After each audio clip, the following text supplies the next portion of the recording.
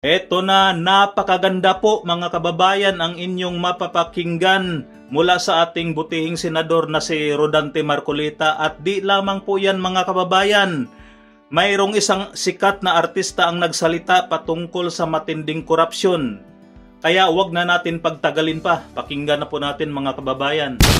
Eto na po, bago yung nangyari sa Senado, sa Senate Blue Ribbon Committee hearing, pagkatapos noon ay lumabas po, kagabi ata ito dyan no? Oo. Na yung abogado na nagnotaryo doon sa lumitaw na testigo kahapon na si retired Marine Sergeant ba yun dyan? Oo. Orly Guseta. At sinasabi niya na ito Gutesa yata. Gutesa, Yes po. Notary Public Attorney Pechi Rose Espera, September 25, 2025, ay categorically deny notarizing, signing, or participating in the preparation of the said document. Yung sworn statement affidavit daw po ni Guseta. The signature and notarial details attributed to me are falsified and unauthorized. Ibig sabihin, hindi daw po siya ang nag-notarize noong dokumento, noong sinumpang salaysay ni Gutesa, bagamat nandun yung kanyang pangalan. Kaya ang sabi niya rito, yan ay hindi totoong dokumento. Pero Sen, bago ko lang bagyo ito, pwede bang bigyan nyo kami ng konting background? Paano ba napunta sa inyo si Gutesa? Kasi parang ang dating, witness nyo eh. Pwede ba natin doon simulan, Sen? Kasi parang witness ni Sen Dante Marcoleta. Parang Narinig naman ninyo, buong kapuluan nakarinig na. Opo. Ako'y tinawagan ng aking kaibigan. Kilala naman ninyo siya sa mga kaibigan ko, si Mike Defensor. Aha, okay po. Ayon sa kanyang paliwanag, itong naging witness na ito, matagal na niyang tinatangka na makausap niya ako. Lamang sa dami ng ginagawa natin dyan, hindi ko mapagbigyan talaga. Pero maliban doon, may mga iba pang mga personalidad Okay. na ginawan ko rin ng paraan na sana makontaktin yung mga yon. Kaya lang, yung mga nauna ay hindi naman kaagad nagbigay ng pahayag na makikipagkita. Okay, opo. Ngayon, itong mga huling grupo na ito na nagsasabi, wala nga akong panahon sabi ko kay Mike Defensor. Lalo na ngayon, sabi ko, mag-aalas 2 na ng hapon. Mamayang alas 3, sabi ko, umpisa ng aming sesyon. Aha, opo. Hindi kanya, siguro tingnan mo lang kasi meron siyang pakikita sa yung parang draft ng kanyang salaysay. Tungkol saan? Tungkol sa pinag-uusapan niyo doon sa Blue Ribbon Committee. Ano po ito? Lunes po ito? Martes? So, this week lang po ito? Yung The day before. kailan ba kami nagkaroon ng huling pagdinig? Thursday po kahapon. Yun po yung mula alas 9. Di Miyerkules yun. So Wednesday, a day before. Oo, kasi sabi ko, sige, nasaan ba kayo? Hindi, sabihin mo kung saan ka malapit para, hindi, andito ako sa Senado. Merong lugar dyan yung Seascape. Alam ko yun, sabi niya. Kasi yun, 5 minuto lang. Mula sa Senado. Kaya, siyempre, inconvenience ko naman ang aking inaalala para makabalik ka agad ako. Opo. So, tinignan ko yung, meron nga silang isang trap na pinakita sa akin. Ngayon, tinitingnan ko sa aking palagay, talaga baka akong sarili mong gawa yan. Kasi, yung ibang mga pagkakatagalog kasi, pasensya na po kayo kasi hindi po ako Tagalog, Bisaya po ako. Taga saan ka baka ako? Masbate. So, ang Masbate, Jen, Nelson, ay parte ng Bicol Region. Ngunit, ang salita doon, ang prevalent na salita is Bisaya. Opo, haloy, Bisaya at Bicol. Pero okay lang, sabi ko, naiintindihan naman yan. Maliban lang yung spelling, pakicorrect nyo na kasi mga spelling naman, mali-mali. Yung iba, hindi naman marami. Yun lang ang nasabi ko. O sige kako, hindi ako magtatagal. Sabi ko, Mike, paki-assistin nyo na lamang siya na ma-finalize yan kung... Kasi trap lang So ito rin po yung si Orly? Si Master Sergeant Orly po? Oo, nandun siya. Nandun naman si Mike at saka yung ibang mga kasama niya. Ang requirement ko lang, sabi ko, siyempre, pandagdag naman na kumpiyansa sa akin yun. Ipanotaryo nyo naman para hindi lang yung dinala nyo sa akin, walang notaryo. Bagamat alam ko naman na harap siya sa Blue Ribbon, hindi mo naman may iwasan na susumpa siya doon. At pagkasumpa niya, pababasa ko talaga yung nilalaman ng kanyang salaysay. Opo. At mula doon, pagtatatanungin na siya ng miyembro ng komite.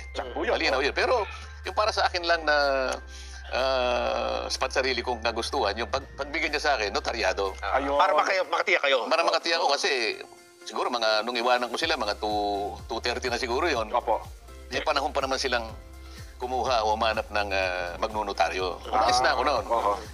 At sabi ko, bago ko umalis, sige, kung talagang buo sa loob mo at talaga namang gusto mong ihayag yan sa publiko, bukas ka ako, ang oras ay alas 9 ng umaga. Siguro 8:30 para nandun ka na para makasiguro kang makapasok ka sa tamang oras. Yun po yung Webes. Yung Webes yun, Okay, opo. So, yun ang pinagtapusan. Ngayon, kung darating siya, di okay. Kung hindi siya darating, okay din Ay, sa hindi nyo akin. rin expect na pupunta. Abay, sinabi ko nga, kung talagang buo sa loob mo, di ba? Opo. Kung buo sa loob mo at tapat ka sa hangarin mo na mailahad mo yan, kasi nakalagay doon, ito po para sa bayan na lang, sabi niya eh. Binasa ko naman eh. O di, sa akin, kung darating ka, okay.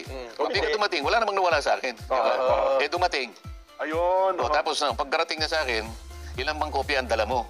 Opo. Meron po ako ritong 5 kopya. Ito pong 4, sabi niya, ay original. Opo. Okay? Asan ka ako yung hindi original? Ito pong huli. Binigay ko sa kanya yung huli. Yung Xerox copy, kinuha ko yung 4 na original. Kasi ang balak ko, kaya kinuha ko yung 4, pagka-introduce ko sa kanya, bibigyan ko na ng kopya yung chairman, si Senator Lacson. At saka yung si Senator SP Soto. At yung iba, siguro kung sino yung katabi ko, saka ako, 4. Opo. Kasi babasa ko na sa kanya eh. Para lahat kami, meron kaming kopya, lalong-lalo na yung chairman at saka yung Senate President. Ganun na nangyari. Ngayon, ang sabi nila ngayon, nabasa ko rin sa dyaryo eh, para bang kinotes ko daw yung... Kasi, kaya ko lang na binanggit na, teka muna, dahan-dahan kang magbasa. Ayun, opo. Dahan-dahan kang magbasa. Kung ano yung nakasulat, huwag mong lalakta. Parang kasi meron kang hindi nababasa. Alam din ni Senator Lacson yun dahil may kopya siya eh. Kasi doon sa pinakagitnang bahagi, meron siyang isang linya na hindi nabasa. Yung panapos ng papel, yung sa ilalim. Kinapos. Merong nalalaktawan doon eh. Kinapos. Hindi ko naman alam na ganun yung binabasa niya. Ngayon, yung binabasa ko yung kompleto. Bakit hindi niya binasa yung last line? Ipinalampas ko muna yun, baka magkamali. Tapos nung dumating na naman sa pangalawang pahina, nilaktawan niya na naman yung 2 pahina, ay yung 2 linya. Teka muna ako. Basahin mo ng maigi. Opo. Alam ni Senator Lacson at saka ni Senator Soto at saka yung katabi ko, siguro si Senator Win. Kasi may hawak kami binabasa. Sinusundan namin yung binabasa niya. Di ba? Opo. Lumalabas kasi sa social media. Sabi niya, sumagot siya, kasi po ito pong kopya ko, may putol yung sa baba. Yun yung Xerox Kaya copy. ginawa ko, yung binigay niya sa akin, binigay ko sa kanya. Kanya galing lahat yun, hindi naman akin yun eh. So yun po yung Xerox copy. Siguro pagkaka-Xerox. Oo, baka ganun na nangyari. Kaya ginawa ko, ako na nagsabi, yan, magpalit muna tayo. Makita ko nga naman, putol yun. So lumalabas... Sinasabi nila ngayon, kino-coach ko na naman. Ayun po, saan ang lumalabas sa social media, TikTok, halos lahat, na lumalabas na kino-coach nyo raw yung itong si Hindi po, Master Sergeant yung Gutesa. pong binigay niya sa aking 4 na original, kinuha ko po yun sapagkat ang bala ko, yung isa, ibibigay ko kagad kay Senator Lacson na siya yung chairman. Yung isa naman, bibigay ko kay Senator Soto, siya yung Senate President. At kung sino yung katabi ko, bibigyan ko. At saka yung isa, para sa akin. Para pag binabasa na po niya, yung kanyang statement, nasusundan po namin. Kaya alam po ni Senator Soto ang sinasabi ko, na meron po siyang nalaktawan na isang linya nung una, pagkatapos yung pangalawa, 2 linya na po, hindi niya binabasa. Sayang naman. Kasi kung i-coach nyo, ang una mag-react yung may hawak ng affidavit. Oo. Diba? Kasi alam po nila na hindi niya nabasa yung di sana sinansala ako ni alam niya. Sabi ko dahan-dahan ka. Dahan-dahan ka. Sabi ko, you have all the time, sabi ko pa. Para sa ganun, walang nalalaktawan. Yung binabasa pala niya, may kulang pala sa gitna. Meron ho bang question? Halimbawa, binabasa niya, bukod doon sa affidavit niya, ang iba ang nababasa niya doon sa kanyang... Hindi matutuloy doon sa pangalawang kasi 2 linya yung nawawala eh. Nawawala. Paano kung recording yun? Hindi mare-record yung sinasabi. Kasi iba yung recorded eh. Kaya gusto ko, kung ano yung binabasa niya, maski sa record, ganun din. Yes. Kasi ngayon, kahit babalikan mo yun, talagang may puto. Mapapakita ko talaga eh. Putol talaga eh. Ganun na nangyari. O yun ang una. O ano pa yung isang may kinalaman dyan? Yung notaryo. Yung notaryo. O ganito. Yung si Orly ba? Orly Gutesa. Si Orly Gutesa, siya mismo pumunta doon sa ano Notary pala? public. Binalikan niya eh kasi nagkamali po yung pagkaka-type yung pong December 6, 2025. Hindi po 25, 24 kaya binalikan ko po kanya. Ang ginawa po nila, kinurek lang nila tapos pinapirma sa akin. Doon sa mismong notaryo. O sige. Kaya alam ko na pumunta siya dahil nga sinabi pa niya na meron pong mali dito. Para siguro kurekin din yung record na iniwan niya kasi kukuha ng kopya yung notaryo eh. Yes po. Ngayon, pag-usapan natin na sinasabi ng abogada na notaryo na hindi niya pirma yon. Yung nakapangalan mismo po doon. Sige, sabihin na natin na maring hindi niya pirma, no? Granting na hindi niya pirma. Ngayon, sino ang maglalagay doon kasi yung notaryo sa bandang baba, merong nakalagay doon, doc number, page number, book number, series of 2025. Paano niya makikita yung notarial register noong abogadong nagnotarya? Makikita mo niya anong doc number may ilalagay niyo, anong number? Yung page number ng notaryo, alam niya? May papakita ba sa TV direct? Kasi meron nga yan, lumabas sa social media. Ilabas niyo yung pinakahuli Oo, para para ma-explain malaman natin ang pinag-uusapan Oo. natin. Direct, ipakilabas nyo. Kasi nasa social media naman. Nasa, Oo, yung notaryo. para nang sa ganun ay... Para malaman ng mga kababayan natin kung ano yung binabanggit natin. Ano yung pinag-uusapan Di ba natin? doon sa left side ng dokumento, yung pinakahuli, napipirma ron yung notaryo, Opo. merong doc number, page Yes. number, book number, Opo. series of yung year. Yes. Stampad pa yun eh. Oo. Di yun, ano? Sige po, hinahanap daw po, Pagkatapos, sir. yung sinasabi niya, yung notarial yung notarial details niya, hindi raw siya yon. Opo. Ibig sabihin, si Gutesa, siya kinuha niya yung stamp na yon, itinatak niya doon sa mismong lugar na kung saan siya magnonotaryo, saan niya kukunin niyo kung hindi bibigay sa kanya? Oo. Pagkatapos yung dry seal. Yes. Isa pa yun. So ibig sabihin, si Gutesa pumasok sa kanilang opisina, siyang naglagay ng dry seal. Kung yun ang pagbabatayin natin batay sa kwento nila.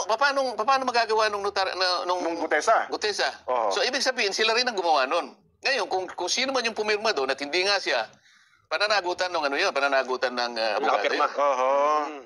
Sana mapakita para malinaw. Sige po. Alam ko meron tayo yan eh. Habang hinahanap Sige, yun, sige. Oo. ano ang implication, anong epekto noong hindi pala, halimbawa lang, for the sake of argument, na hindi talaga notarized yung peke, yung pagkakanotaryo. Ano ang epekto nun dun sa Drafting. salaysay? Opo. Oo. Ang magiging epekto niyan, wala na. Bakit? Kasi subsequent to that event, si Gutesa humarap sa komite. Humarap sa Blue Ribbon Committee at siya'y pinasumpa. Okay. At doon ay binasa niya yung kanyang sworn statement. Okay. At pagkabasa niya, pinagtatanong siya. Sa makatwid, kahit na walang notaryo yon, Okay. Okay. kahit walang notaryo yun, Oo. hindi nawala yung saysay ng kanyang deklarasyon. Kasi sumumpa siya doon eh. So, kung titingnan mo ngayon, parang yung kung tatawagin yan sa legal term, surplusage, sabi nila. Surplusage. Ibig sabihin, with or without that, nananatiling balido Yung kanyang yung salaysay niya. Dahil nga, sa katotohanan, na sumumpa siya. Sumumpa siya sa harap ng Blue Ribbon Committee. Nanonood ng taong bayan nung mga sandali na yun. Di ba? Tama po. Hindi lamang ibinigay yung mismong sworn statement, ito ay pinabasa namin. Kaya nga sinasabi ko nga sa inyo kanina pa, kailangan walang malaktawan. Ayun. Sinusundan namin yung pagbabasa ng kanyang statement eh. Dahil recorded yun. Recorded yun. Paano kung halimbawa, tingnan natin ang record, yung isang linya nawala. Pagkatapos sa susunod na linya, wala na naman. Kulang-kulang yung binasa niya. Magkakaroon ng problema doon. Ayun. Kaya ako pinaulit sa kanya, ulitin mo, dahan-dahan ka lang. Para recorded. Sa kanya yun, salita niya yun eh. Ito sa ano to? Okay na raw. Ipakita natin sa television yung binabanggit o yung dokumento. Hindi, yung pinakahuling, Yung sa huli. yung huling pahina. Last Nandun page. yung... May pirma. Yan. Opo. Ilaki mo nga yun. Ayun, meron nakalagay, doc Doc number. Opo. Ano Sinumpaan at ilagdaan, ika... Hindi yung doc number nasa Doc baba. number 255. Oh. Doc number, Paano 255. makukuha Page number paano 54. makukuha nung yung yung 255. number ng document? Kasi makikita mo sa notarial register, susundan mo yun eh. Ang pinanggalingan mo siguro 254. So ngayon sa kanya 255. Page number. Page 58 sabi niya yata. Book number. Ano ba yun? Hindi ko po maintindihan. Parang letter V. Saan kukunin ni Gutesa yan? Gutesa. So ang nag-provide yan, yung notarial staff kung sino man yun, kung wala man yung abogado, may sekretarya siya, at saka yung sinasabi ko sa yung stamp na yun, yung kulay asul. Yun ang detalye ng notarial commission niya. Ibig sabihin, si Gutesa, nakakuha niya yung stamp na yun, siya mismo nag-stamp na gano'n, at nakakuha niya yung doc number, nakakuha niya yung page number, nakakuha niya yung book number. Pagkatapos, dyan sa mismong lugar na detalye na yan, meron dry seal yan. Or yung dry seal, Nakita niyo may dry seal? may dry seal. So, sa mga tweet, pati dry seal, nakuha ni Duterte. Paano niya mapapasok yung opisina?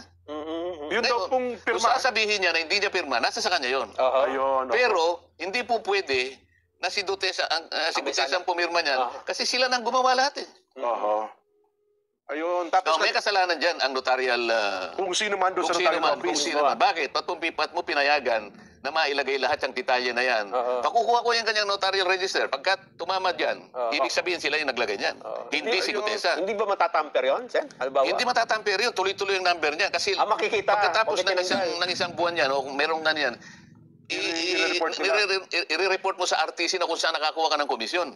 Ayun pala yun. Hindi po pwede yung mga iba dyan, naglalagay sila ng, yung mga gustong kumita, meron silang iniiwan na espasyo para yung ganung gusto magpanotaryo, nagkataon na sa araw, sa ganung klaseng panahon, kailangan, naglalagay sila doon. Post-dated, parang gano'n. Yung mga ganun, Unrelated. lalo na, halimbawa, yung mga 2 years na anong ganyan, nahanap ng ganyan. Ng puwang. Ay, ngayon, mahigpit ngayon, kaya i-report mo yung notarial register mo, makikita mo tuloy-tuloy yan. Opo. Masasabihin ako, yung notarial register ng abogada na yan. Opo. Ibig sabihin, tatama doon sa ginawa nila. Notarial register na ibig sabihin, nakuha ni Gutesa yung kanilang notarial register. Imposible yun. Nako, oo. Oh. Ang problema pa pala yung petechi na yun pagka nagkataon. Baka akala niya, hindi siya subject to disciplinary action. Oho. Oo. Kaya kung sasabihin niya, okay, hindi ko pirma yan, maaari. Pero ikaw ang nag-facilitate para yung notarial details mo at saka lahat ng nakalagay doon, doc number, page number, book number, walang kinalaman yung Gutesa na yun. Kahit kailan hindi niya makikita at hindi niya alam kung saan niya kukunin yun. Maliban lang kung sinabi yung sandali yan, ako gubang kanyang opisina, no? Imposible naman yun. At halimbawa, Sen, may nakapanood dyan at dyan din nagpanotaryo. At Nako. ipakita, dyan ka nagpapanotaryo, yan talaga pumipirma. Oho. At nangyari yung Siya, loob Torres. niya. Talagang gagawin natin dyan para makita yung katwiran dyan. Yung notarial register, pasasabi na natin. Ayun. Makikita mo para kung nang nakita. Tatama doon sa page number, doc number, page number, book number. Yung tatlong yun. Kasi yung series of, yung year lang madali naman yun, 2025 eh. Pagka sinabing nawawala po, bigla nawala. Bahala na kayong gumawa ng conclusion. So, kabida natin, halimbawa, talagang yung pirma doon, kasi meron sa pirma eh. Kung hindi ba nakuha natin ng staff natin? Pagkaraniwan kasi yung mga staff, kasi kung minsan wala yung basta Wala yung bugado mismo. i-ano lang sa kanya, Viber mo nga sa akin lang, babasahin ko, kanyang gano'n. Opo, Pag binasa niya, okay naman sa kanya. O sige kanya, inotaryo mo. Oho.